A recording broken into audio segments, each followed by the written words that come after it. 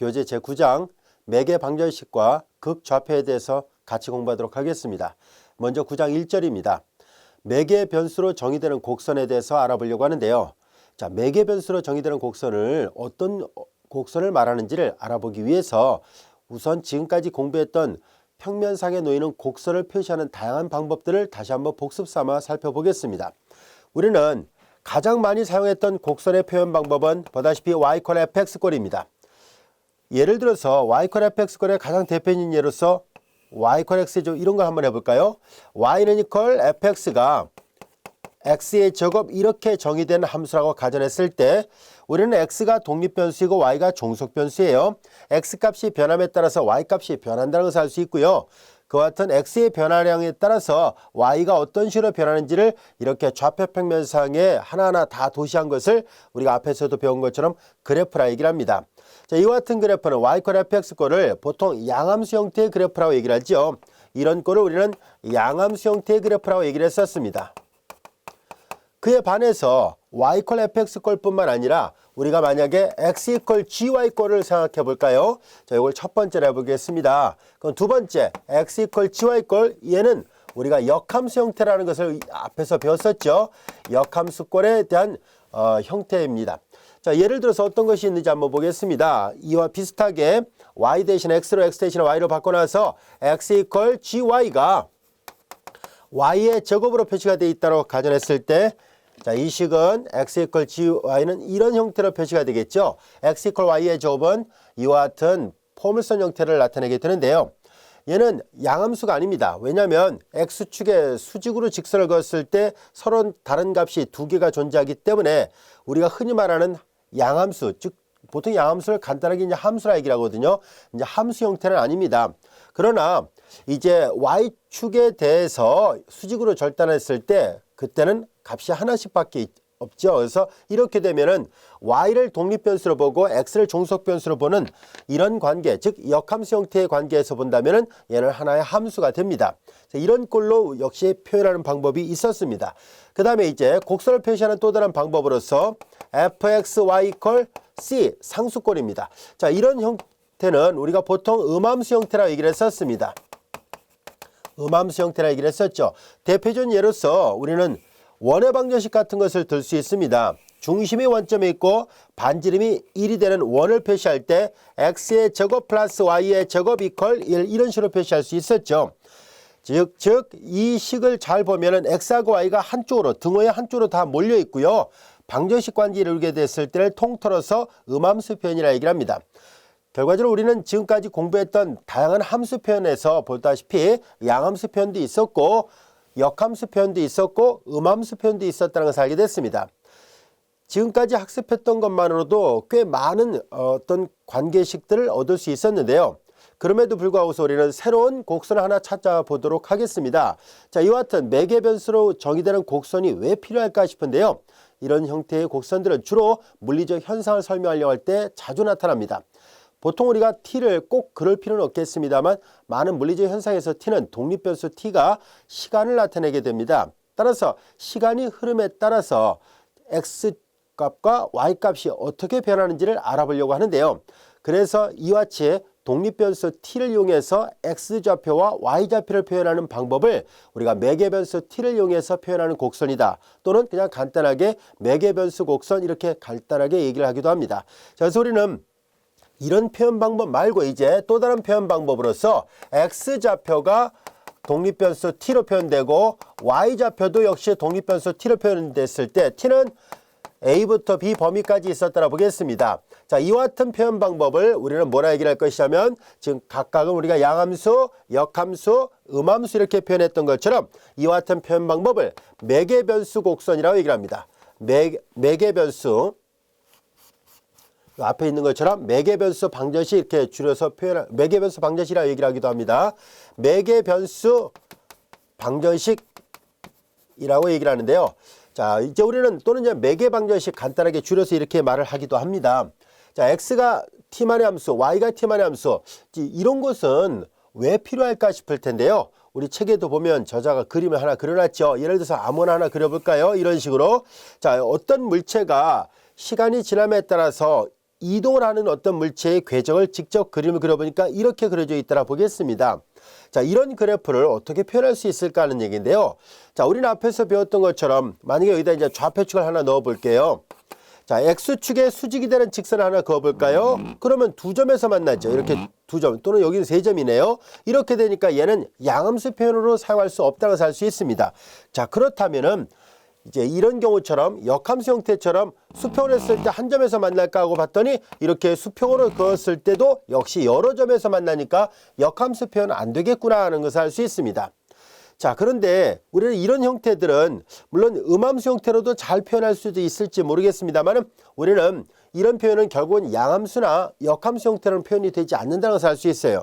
그래서 이런 형태는 말 그대로 X점, Y점의 좌표가 XY 좌표가 각각 t가 변함에 따라서 어떻게 변하는지를 도시화시키는 것이 훨씬 더 나을 거라는 것을 알 수 있습니다. 자, 그래서 이와 같이 x를 t만의 함수, y를 t만의 함수로 형태를 했을 때 우리는 여기에서 t가 a일 때 x좌표는 fa, y좌표는 ga가 되죠. x좌표가 fa가 되고 y좌표가 ga가 됐을 때 이 점을 우리는 출발점 또는 시점이라 얘기를 할 것이고요.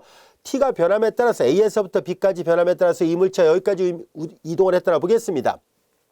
t가 b일 때 x좌표가 fb, y좌표가 gb가 되겠죠. 이렇게 됐을 때 이 점을 우리는 이 곡선의 도착점 또는 종점이라고 얘기를 하도록 하겠습니다. 자, 이와 같이 해서 시점은 fa, ga로 종점이 fb, gb로 주어지는 이 곡선을 매개변수 t에 의해서 표현되는 곡선이다 라는 의미에서 그냥 간단하게 매개변수 방정식이라고 말을 하고 있습니다. 여기까지가 됐죠. 그래서 파라메트릭 이퀘이션, 매개변수 방정식은 앞서 설명드린 것처럼 시점과 종점 또는 이제 시점과 끝점 이렇게 말을 하고요. 이렇게 x좌표도 t만의 함수로 y좌표도 t만의 함수로 표현되는 것을 통틀어서 매개변수 방정식이라고 얘기를 합니다. 자, 그러면은 매개변수 방정식으로 표현할 수 있는 것은 주로 어떤 것이 있는지를 한번 예문을 통해서 살펴보도록 하겠습니다. 자, 우리 예제 1번 같이 한번 볼까요? x좌표가 t의 점 마이너스 2t로 y좌표는 t 플러스 1로 되어 있습니다.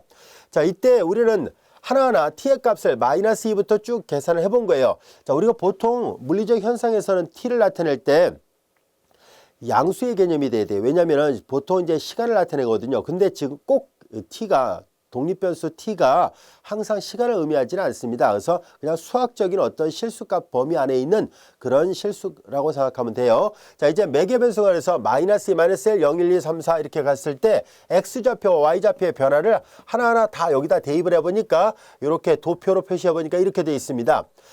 t가 마이너스 1때 x좌표 8, y좌표 마이너스 1 여기쯤에 있고요. 그 다음에 t가 마이너스 1때 x좌표 3, y좌표 0 여기쯤에 있다는 얘기예요. 그 다음에 t가 0일 때 0,1, 0,1 여기 있고요. 그래서 보다시피 t가 마이너스 2, 마이너스 1, 0, 1, 2, 3, 4 이렇게 할 때 이 곡선의 궤적은 이렇게 움직이고 있다는 것을 알 수 있습니다. 자, 그래서 자, 이제 우리는 하나하나 다 대입을 해본다면 곡선의 궤적을 그리는 거 그리 어렵지 않습니다. 그리고 확인해 보시라는 얘기인데요. 이 교재에 있는 그림을 갖고 우리가 손쉽게 이해할 수 있었습니다. 여기까지가 됐죠. 그럼 매개변수 방정식이 갖고 있는 장점은 뭘까 하는 얘기인데요. 이 앞에 다뤘던 이 세 가지 곡선의 표현 방법도 물론 좋은 장점이 있습니다. 그런데 이 세 개의 표현 방법은요. 물체가 특정 시간에 어디쯤에 있는지를 알려주지 않고 있습니다. 그냥 궤적 전체만 그려놨을 뿐이에요. 그에 반해서 매개변수 방정식은요. 이 그림에서 보는 것처럼 만약에 t가 시간이라 얘기를 한다면 요 마이너스 1과 마이너스 1 나타나지 않을 테니까 덧칠해서 본다면 여기만 이렇게 그려지겠죠. t가 0부터 t가 만약에 시간이었다면 이 위의 자료는 나타나지 않을 것이고요. 아래 자료만 나타나게 되죠. t가 0일 때, t가 1일 때, t가 2일 때, t가 3일 때, t가 4일 때 이렇게 움직이는 형태로 나타납니다. 자, 여기서 잘 보면 알 수 있듯이 일정 시간이 지난 후에 그 곡선의 위치를 파악하는 데 있어서 가장 좋은 표현 방법이 바로 이 매개방정식 표현 방법이라는 것을 알 수 있습니다. 기존에 배웠던 다른 표현 방법에 비해서 월등히 위치관계를 표현하는 데 있어서 좋은 장점이 있어요. 그래서 많은 물리적 현상을 설명하려고 할 때 즐겨 사용하는 곡선의 표시 방법 중에 하나입니다. 잘 익혀둘 필요가 있어요. 자, 이제 우리는 또 다른 예를 하나 더 살펴보도록 하죠. 매개변수 방정식을 다루는 가장 대표적인 예문 중에 하나가 바로 원이 아닐까 싶을 정도인데요. 보다시피 우리는 앞에서 음함수로서 원을 표시하는 방법을 이미 알고 있습니다. 근데 이 원을 우리는 매개변수 방정식을 이용해서 다시 표시를 해보려고 합니다. 원을 다시 표시한다. 어떤 것인지 한번 볼까요? X좌표를 코사인 T로 놓고 Y좌표를 사인 T로 놔보겠습니다. X좌표를 코사인 T, Y좌표를 사인 T로 놓고 T가 취할 수 있는 값을 해보면 0부터 2파이에 대한이라 가정해 보겠습니다. T가 0일 때 코사인 제로 1이고 사인 제로는 제로니까 1,0 여기에 있습니다. T가 0일 때요. 그리고 T가 2분의 파일 때 코사인 2분의 파이 0, 사인 2분의 파이가 1이기 때문에 T가 2분의 파이면 여기에 와 있어요. 0,1로. T가 파이로 가면은 코사인 파이가 마이너스 1, 사인 파이가 제로니까 마이너스 1,0 여기 와 있고요.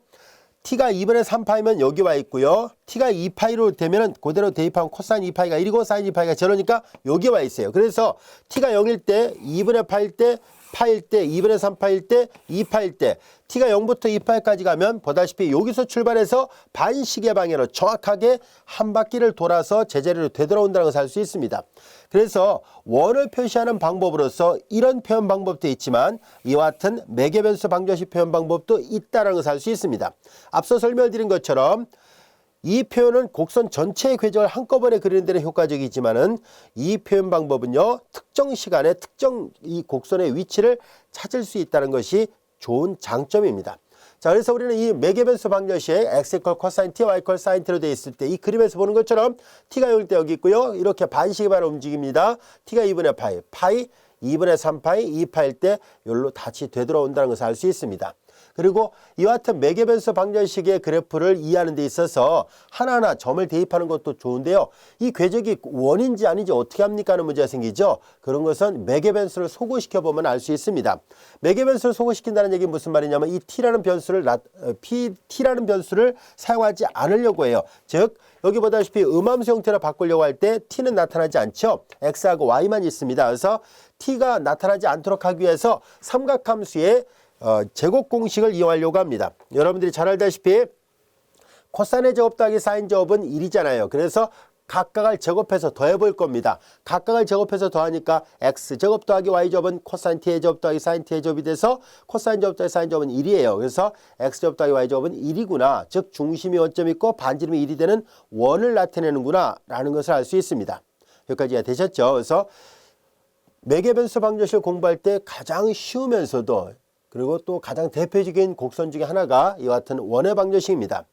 자, 여기서 원의 방정식을 다룰 때 우리는 지금 보다시피 t를 이용해서 표시했는데요. 만약에 2t나 3t를 이용해서 표시하게 될 때는 조금 달라집니다. 그리고 x를 코사인 t로 y를 사인 t로 보통은 아무 말이 없으면 x를 코사인 t, y를 사인 t로 놓습니다만은 만약에 x를 사인 t, y를 코사인 t로 놓으면 방향이 바뀝니다.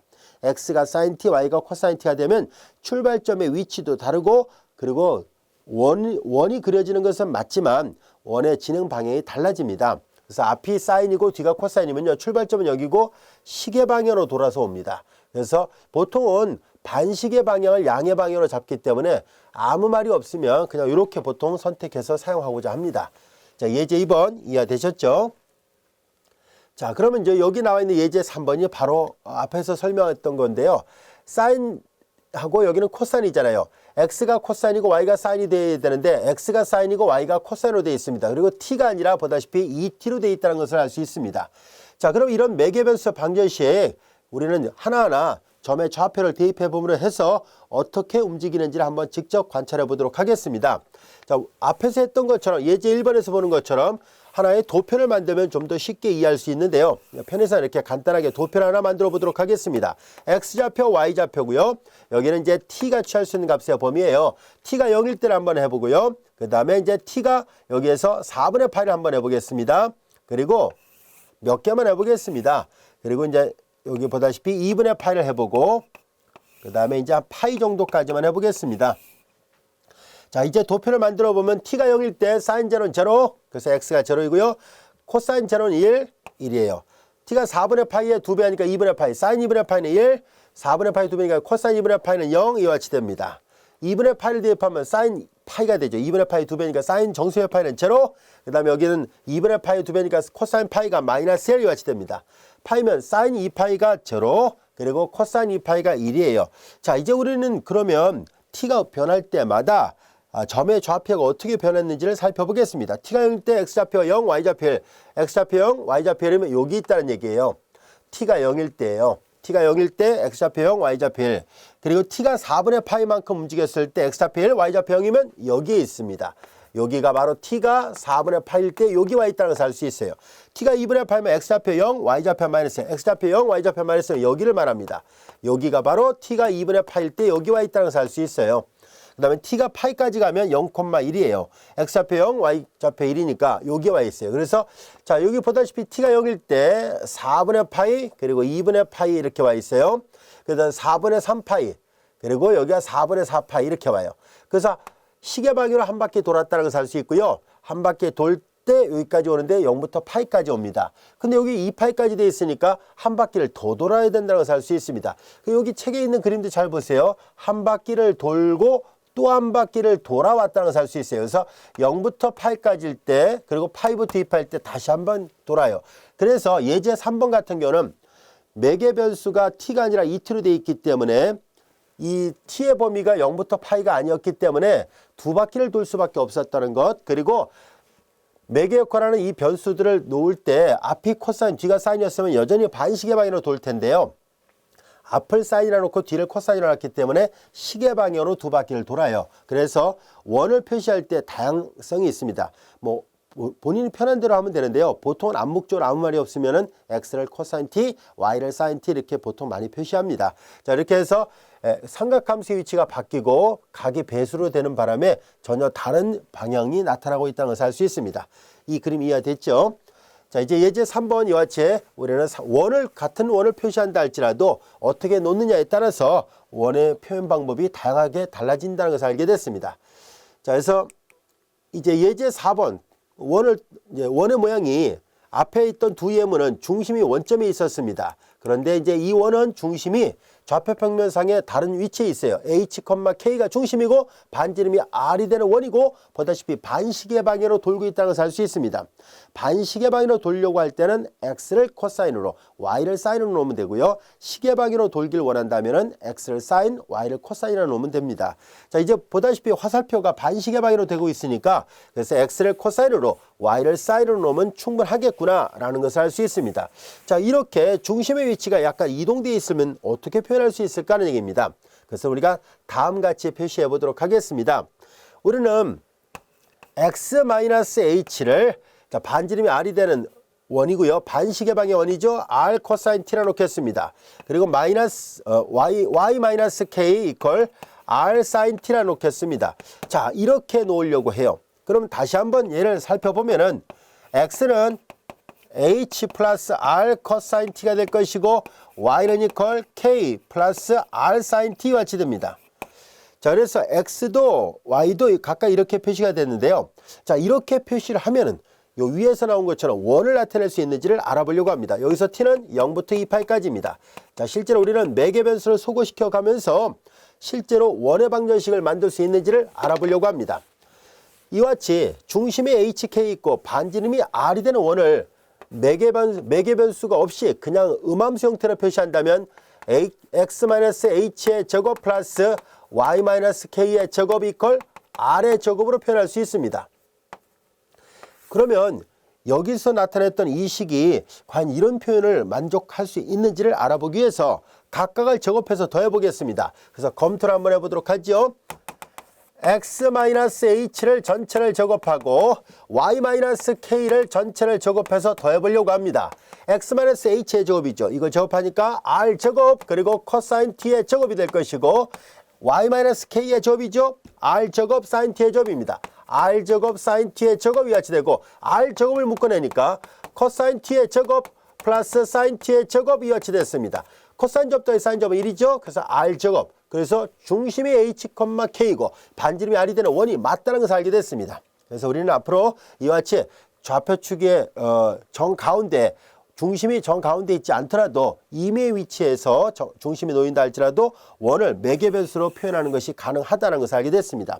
만약에 여기 반시계 방이 아니라 시계 방향으로 돌기를 원한다면 여기를 사인, 여기를 코사인으로 놓으면 됩니다. 이해되셨죠? 자, 이와 같이 해서 원을 다양하게 표시를 해봤는데요. 원이 매개 변수 방정식을 다룰 때 제일 먼저 생각하기 할 수 있는 가장 손쉬운 곡선이라 볼 수 있습니다. 자, 이번에는 원이 아닌 다른 곡선을 한번 생각해 보려고 합니다. 이번에는 x가 sin t, y가 sin t의 조합이 되는 곡선의 개형을 그려보시오 라고 되어 있습니다. x가 sin t고 y가 sin t의 제곱이에요.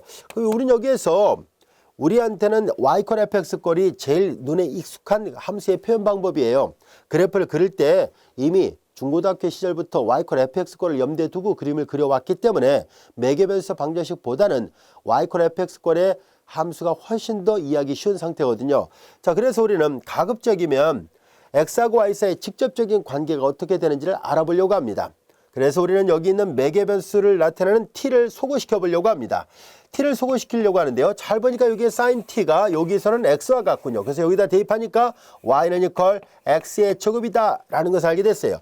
이때 주의할 점이 있습니다. 매개변수를 소거시켜 놓고 나서 보니까 y 콜 x의 제곱은 이런 포물선이라는 것을 알 수 있는데요. 그런데 직교좌표계 이런 걸 매개변수 방정식이라고 하고 이걸 직교방정식이라 얘기를 하거든요. 이와 같은 직교방정식에서 처음부터 직교방정식으로 주어졌던 곡선과 매개변수를 소거시켜서 직교방정식으로 바꿀 때 약간의 차이가 생깁니다. 그래서 그 차이점을 잘 구별을 해야 되는데요.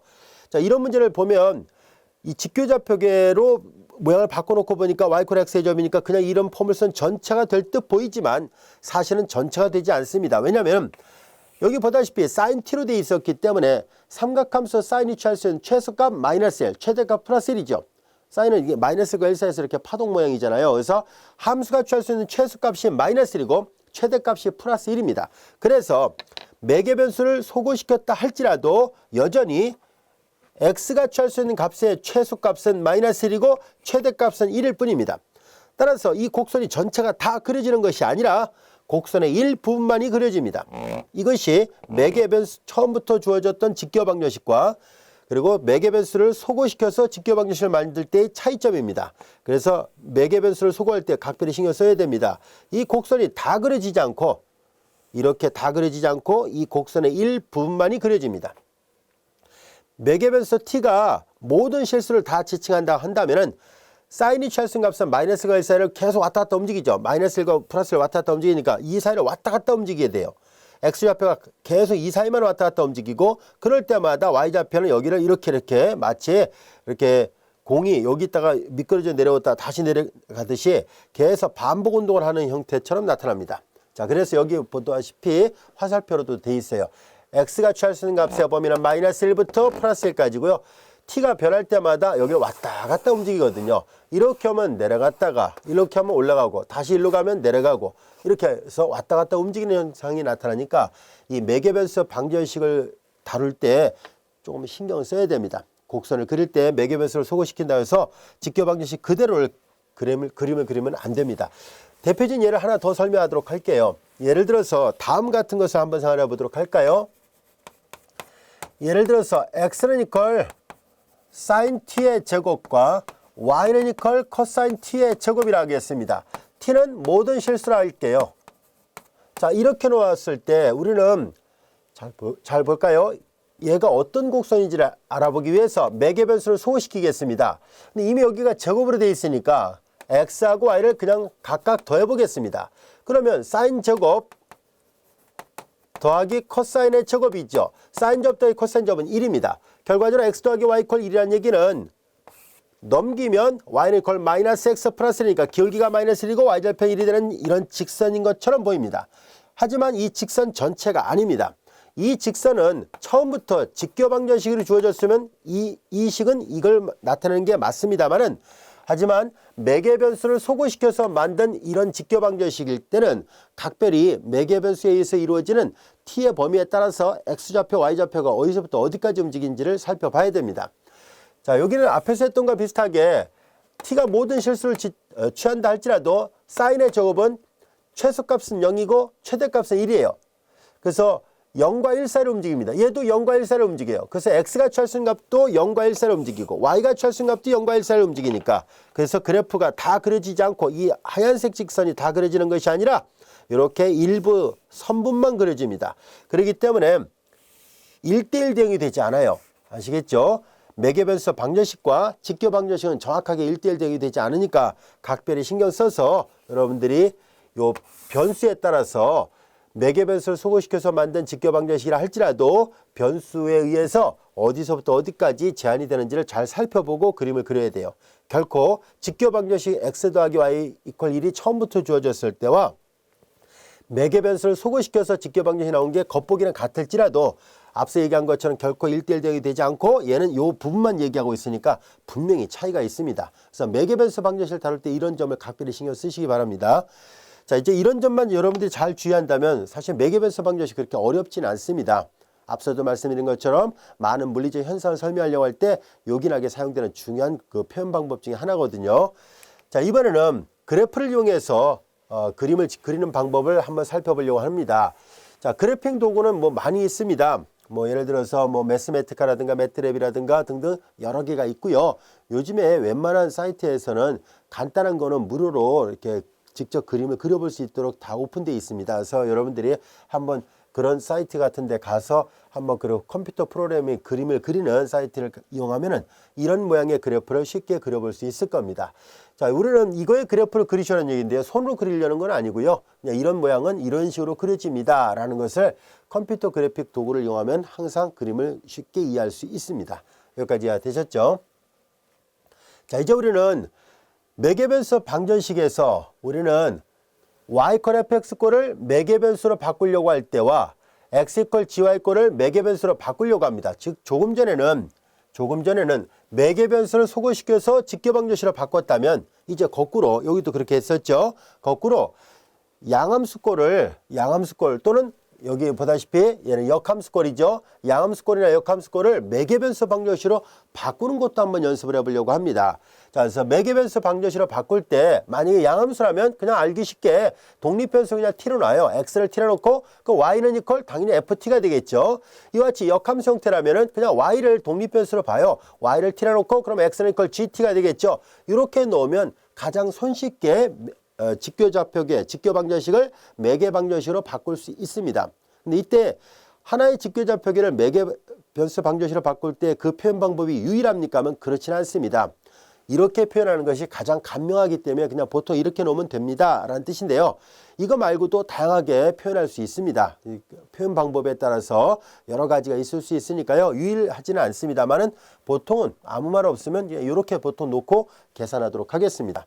사이클로이드는 매개 변수 방정식 이론에서 아주 중요한 곡선입니다. 시험 문제도 많이 출제될 정도로 아주 중요한 곡선인데요. 역사적으로도 많은 의미가 있고 또 물리적으로도 아주 중요한 정보를 제공하고 있는 매개 변수 방정식에서 빼놓을 수 없는 아주 핵심적인 곡선이라 볼 수 있습니다. 자, 사이클로이드의 수학적 정의는 다음과 같이 되어 있습니다. 여러분들이 지금 화면을 보면 알 수 있듯이 반지름이 일정한 원이 X축 위를 그냥 편의상 지표면이라 하겠습니다. 편편한 지표면 위를 미끄러지지 않고 자연스럽게 굴렀을 때 지표면과 맞닿아 있는 한 점이 그리는 궤적의 방정식을 사이클로이드라 합니다. 자, 이 그림을 볼까요? 자, 반지름이 일정한 원이 있습니다. 그리고 이렇게 수평축을 미끄러지지 않고 떼굴떼굴 굴러갑니다. 이때 이렇게 지표면과 맞닿아 있는 한 점, 원과 직선이 만나는 한 점이 있죠. 이 점이 그리는 궤적이에요. 이 궤적의 그래프가 우리는 이런 모양으로 그려지게 되는데요. 아치 모양 형태로 되어 있어요. 그래서 이런 곡선을 우리는 사이클로이드라고 얘기를 합니다. 자, 이제 우리는 이 사이클로이드를 어떻게 수학적으로 표현할 수 있을까 하는 얘기인데요. 이 사이클로이드를 매개 변수 방정식으로 표현을 해보려고 합니다. 자, 사이클로이드의 매개 변수 표현 방법 어떻게 되는지 한번 볼까요? 자, 우리는 다음과 같이 반지름이 r이 되는 원이 하나 있다고 보겠습니다. 자, 이 그림을 조금 더 이해를 돕기 위해서 한번 그려볼게요. 처음에 이제 세로축을 하나 만들어 보겠습니다. 세로축을 넣어서 편의상 이제 여기쯤에다 넣어 봅시다. 여기쯤에다가 자, 이제 반지름이 r이 되는 원이 하나 있었다고 보겠습니다. 반지름이 r이 되는 원이 있어요. 이 원이 이렇게 X축 위를 미끄러지지 않고 자연스럽게 굴러갑니다. 자연스럽게 굴러갔을 때 원이 약간 이동되어 있을 테니까 여기쯤에 있다라 보겠습니다. 자, 이제 이 정도로 이제 원이 굴러서 여기까지 왔다라 볼게요. 손으로 이다 보니까 약간 원이 좀 달라졌네요. 이렇게 왔을 때, 자, 그냥 그대로 떼굴떼굴 굴러갔으니까 중심은 그대로 수평으로 이동을 했겠죠. 자, 이제 요 중심을 여기서 말한 것처럼 센터의 약자를 써서 C라 표시한 것 뿐이고요. 자, 이제 우리의 관심은 요 바닥에 만나는 한 점, 원과 X축이 만나는 한 점이, 자, 이 원이 이렇게, 여기 있는 점이 이렇게 움직이다 보면은 약간 이동을 해서 여기 어딘가로 옮겨왔겠죠. 요 정도, 이 점이 요 정도로 옮겨왔다라 보겠습니다. 자, 이제 요 점의 좌표를 표시하려고 하는데요. 요 점의 좌표를 P, 그리고 XY라 써보겠습니다. 자, 그러면 요 점에서 우리는 수선의 발을 내려볼 거예요. 여기가 X가 되고 여기다도 Y축으로 수선의 발을 내리면 여기가 Y가 되겠죠. 자, 그리고 자, 이제 원의 중심에서 다시 이 초록색으로 표시했던 새로운 원의 X축의 수선의 발을 내려보겠습니다. 그것을 이 그림에서 이제 T라 놓은 것 뿐입니다.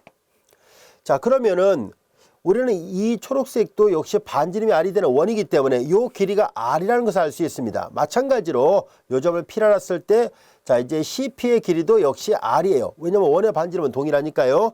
자, 이제 우리는 여기에서 다음 같은 각을 생각해 보려고 합니다. 자, 여기 PC, 각 PCT를 생각하는데요.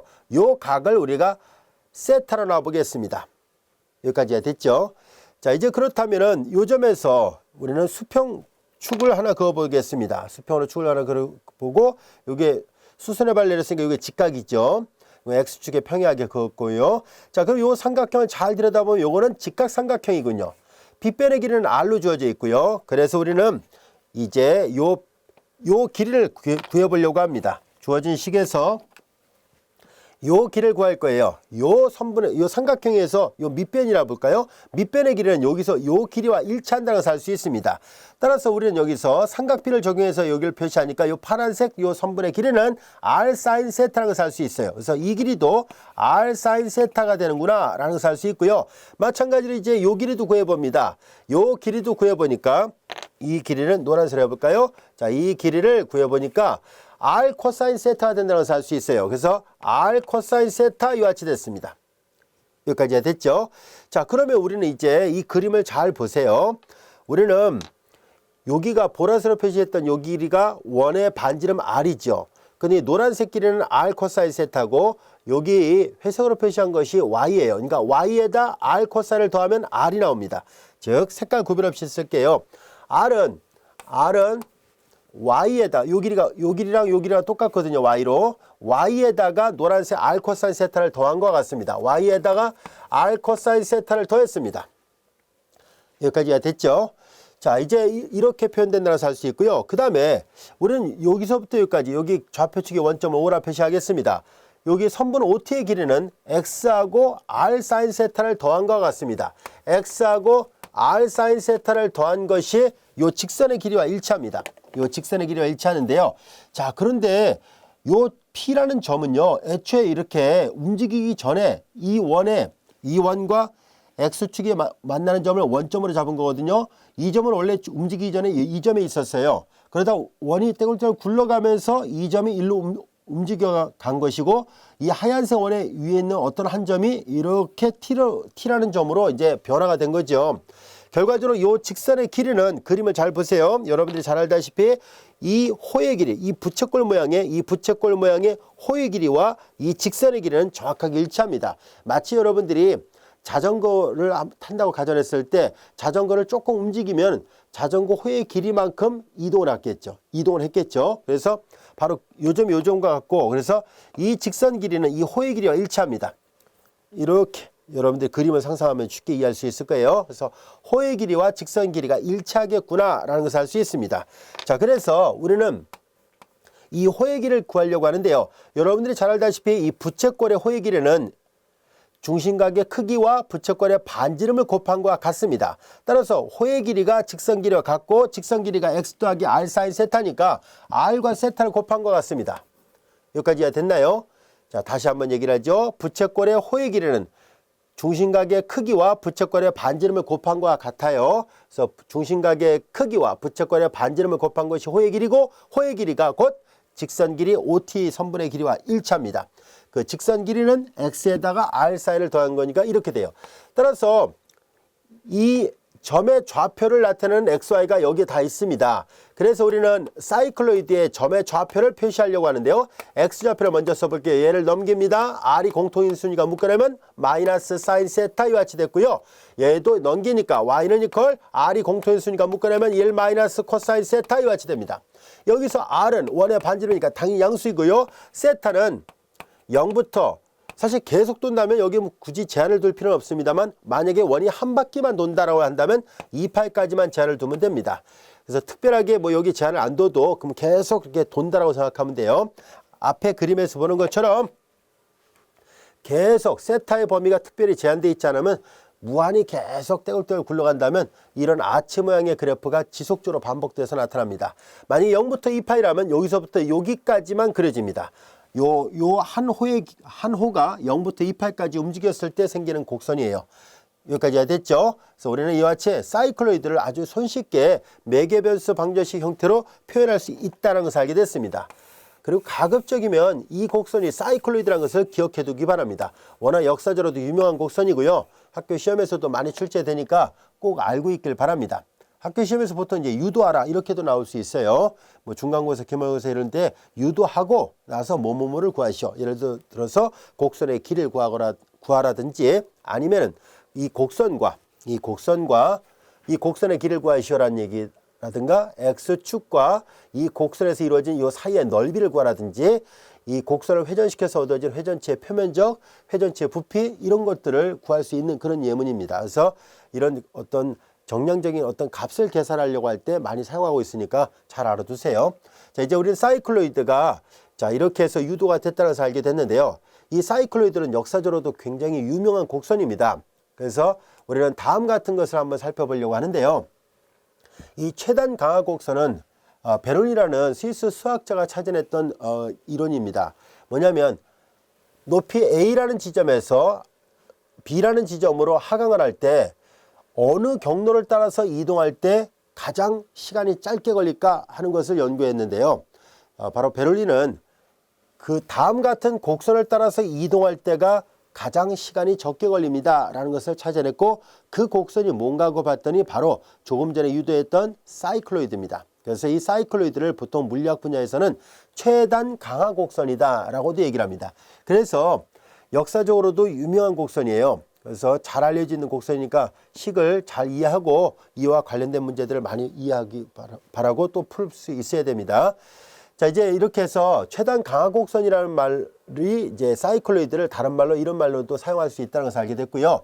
그 다음에 이제 여기 이거 좀 지워보겠습니다. 자, 이건 등시곡선 문제는 뭐냐면은 이거는 네덜란드 물리학자 호이겐스가 제시한 건데요. 만약에 어떤 곡선이 이렇게 휘어져 있을 때 이 곡선이 사이클로이드 곡선을 이렇게 뒤집어 놓은 얘도 마찬가지죠. 사이클로이드 곡선의 일부분을 이렇게 돌려놓은 모양이거든요. 그래서 얘도 사이클로이드고 얘도 사이클로이드 곡선의 일부분인데요. 이와 같이 사이클로이드 곡선 위를 따라서 어떤 움직임이 이제 예를 들어서 이게 그릇이 이렇게 돼 있다라 봐요. 즉 그릇의 한 단면을 봤다라 보고 이때 여기에다가 어떤 질량이 동일한 어떤 물체를 올려놔요. 그 크기와 뭐 질량 이런 게 똑같은 물체를 올려놓고 그 다음에 자연스럽게 손을 놨을 때 이렇게 아래로 내려오게 되는데 걸리는 시간은 이 사이클로이드 곡선이라면 어느 지점에서 구슬을 놓더라도 같은 시간대 맨 밑에 바닥면에 도착한다는 것이 등시곡선 문제입니다.